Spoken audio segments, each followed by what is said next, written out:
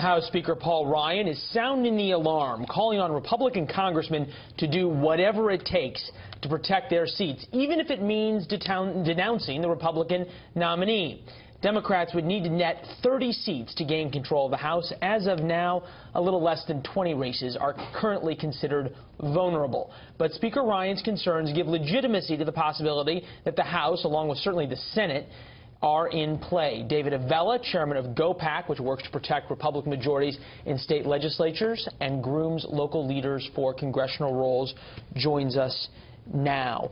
Call it strategy, call it brinksmanship, call it genuine worry. You do get the feeling that Paul Ryan was telegraphing something by those comments. You think he should be worried, or are you worried? Republicans are going to hold the House. We are not turning the gavel over to Nancy Pelosi. Look, the one constant we've had in this election is voters are not looking for a sign-off from their elected leaders of who to vote for in this election. And the candidates who are going to win are going to be the ones who have done their homework, who are talking about issues that voters care about, and have not waited until this last month to start campaigning. Look, the best example is Rob Portman in the state of Ohio.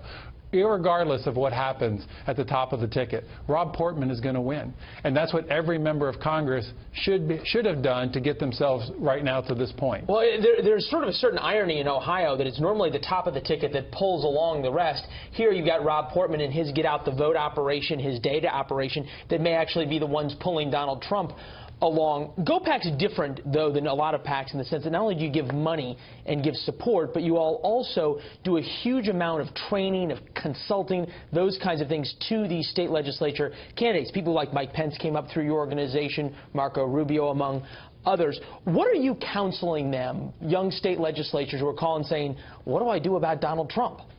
You need to be focused on your race. Look, at the end of the day, state legislators aren't going to do anything for or against the national legislative agenda. They're going to focus on their state legislative agenda. And they need to be connecting with voters on issues that they care about, which is still creating jobs and making sure voters are kept safe in their neighborhoods. Like it or not, though, every Republican, from fellow former presidential candidates all the way down, are being asked day in and day out to answer for whatever Donald Trump is tweeting about, saying on television, scandal that's come out about him. What's the advice? How do you advise them to pivot? You need to stay focused on your race, because that's what voters are going to make the decision about. They're going to have a choice between the Republican nominee and the Democratic nominee.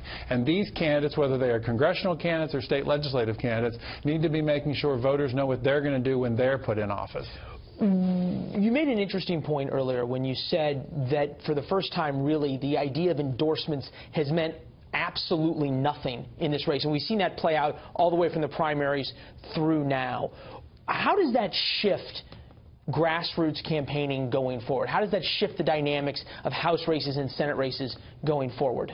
We need to make sure that every Republican turns out and votes for as many Republicans on the ballot as possible. And for many Americans, that's going to be the presidential race. In other races, it's going to be because their friend or their neighbor is running for a state legislative office, and they're going to vote to help out their friend. You put all those people out, it's a united effect, and it elects a lot of Republicans. You guys have been extraordinarily successful in flipping state legislatures. There we're looking at the balance of power in the House. Some could argue that flipping state legislatures is equally important because you've got 50 of them.